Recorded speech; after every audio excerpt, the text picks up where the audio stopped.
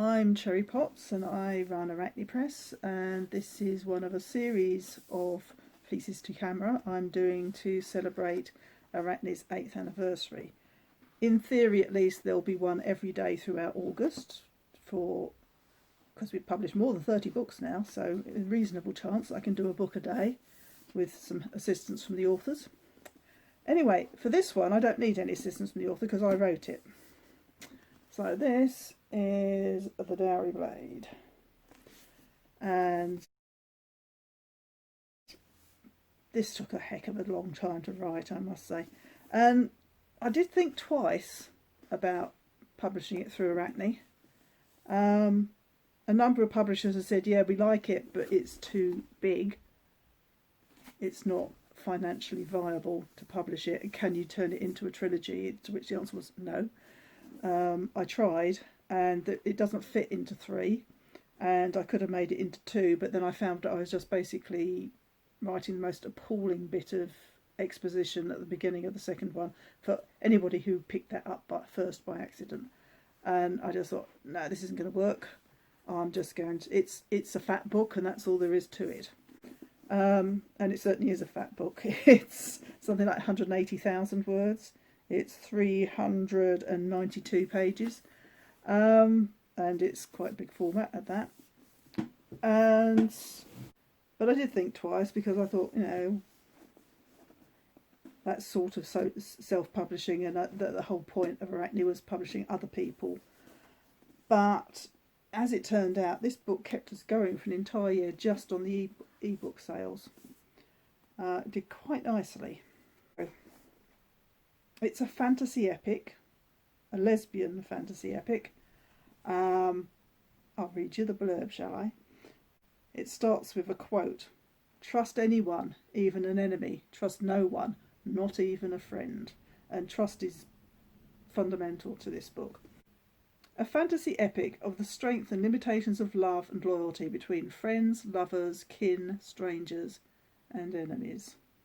9 years after the loss of her sister and near obliteration of her clan, Breed is living unwillingly in the marshes. The sudden ending of a decade-long drought brings with it many changes. Rumour has it that the rain was bought at the price of a king's head, and the sword needed for such a sacrifice is missing. Change comes for Breed with the arrival of a wounded mercenary. Breed's discovery, first of the Dowry Blade, and then of a stolen horse, sets in train a journey in search of her missing sister, and leads to an unexpected role in the Queen's household and a powerful lover. I'm very fond of Breed. I put her through it a bit in this book, but that's kind of the rules, isn't it, when you're writing fantasy, that there has to be a bit of trauma. And it took me a long time to write it, because at the time I was writing it, I was also holding down a very, very responsible job, and I really didn't have headspace. I was either at work, or I was worrying about work, or I was on holiday. And I discovered when I opened a file to edit it that I hadn't looked at it for a year. And for about 11 years, the only time I wrote was between Christmas and New Year for 3 days, because that was the only time I was away from work and not doing something. So it was slow coming. So this is an extract from the Dowry Blade. It's the tavern scene, because if you're writing fantasy, you have to have a tavern scene. It's the rules, especially if it's sword and sorcery type thing.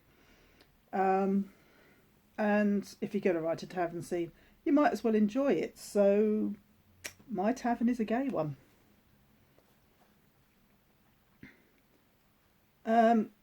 Main character Breed doesn't appear in this scene, oddly, but it was a turning point in the plot, I discovered, because I had this minor character, Killen, who just sort of was lurking about, being a bit of a pain.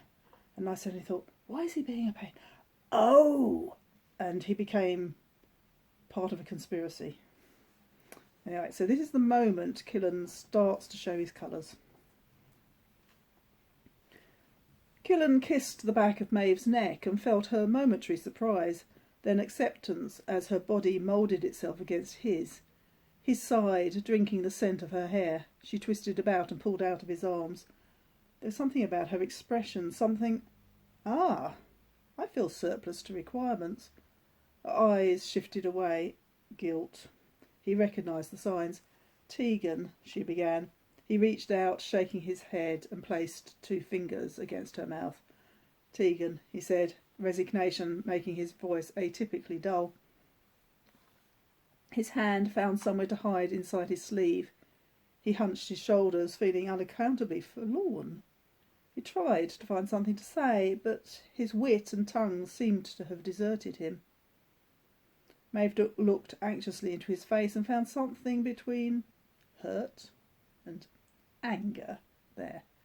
Surely he wasn't pretending he cared. Killen turned his shoulder just sufficiently that they could each pretend they weren't together. Not apart, not... His feet took him to the row of barrels. His hand beckoned the keg mistress, found coins curved around a mug. The sharp fire of the alcohol hit his tongue, the back of his throat, his stomach, his mind.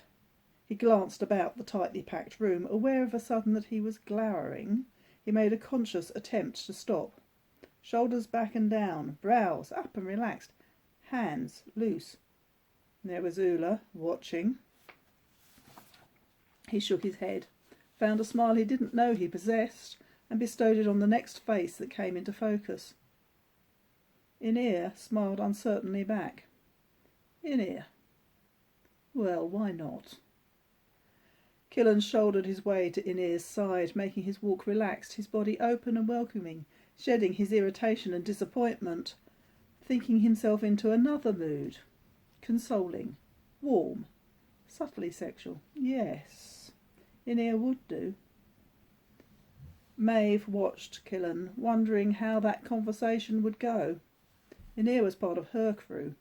If Killen had unkind things to say, she would rather they were not to one of hers. Her face was flushed, her collar suddenly too tight and rough against her skin. She loosened the fastening and put the cool metal of her mug against her cheek. A hand touched her shoulder, and she twisted in the tightly packed crowd to greet Ulla. "Did I see what I think I saw?" Ulla asked. "Did you just let Killen loose?" Maeve's mouth quirked uncomfortably. You could put it like that. "And you feel bad about it?" "A little."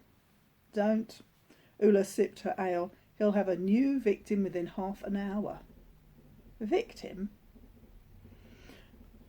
"A new intimate friend, then." Indignation welled up at Ulla's low opinion of Killen, and the worth of Maeve's affection for him, and the effect upon him of her rejection. "Nonsense," she said sharply. Ulla grinned. "Then I wager you a measure of best ale, if I'm wrong, against a kiss, if I'm right." Maeve narrowed her eyes. "And I thought you and Oren would grow old together." "Oh, we will." "It's just a kiss. I'm no Killen." "You don't like him." "He's a complete bastard." "But everyone loves him. He's all and everything to whoever he's with, and that changes so quickly. About now, I'd say." Ulla waved her mug in Killen's direction. Inear bent his head slightly to hear, his hand rising to rest below Killen's shoulder blade. Killen's hand fell against Inear's neck in something that approached a caress, pulling him into an intimacy that might be secrecy, or something more. Maeve shivered with jealousy, then shook herself out of it. What Killen did wasn't her concern now. "Inear's grieving," she said. "Killen's been helping him get over Balin."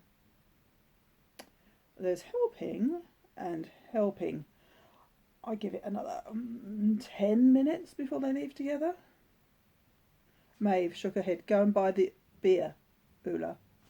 Ulla grinned and fought her way to the barrels. Before she was back at Maeve's elbow, Inear and Killen had gone. "You owe me 2 coppers for the beer," she said. "And a kiss." Maeve handed over the money and leant to kiss Ulla chastely on the side of her mouth. Ula turned her head, meeting the kiss full on. She heard Maeve's intake of breath, felt her almost involuntary response, and took full advantage. Maeve drew back, the too hot, uncomfortable feeling about her collar once more. Ula rested her hand on the back of Maeve's neck, keeping her close enough that what they said couldn't be overheard. Whatever it is that Killen has, that draws people to him, you have it too. Maeve reached and untangled Ula's hand from her hair. Tegan is back in my life. I've everything I want. Ula stepped away. Not you, Maeve. Maeve frowned, hoping she was still being teased. Don't flirt, Ula. Ula shrugged. So I can expect Tegan to be less grumpy, can I? Tegan is always grumpy. Ula laughed, and Maeve forgot about her rough, too tight collar.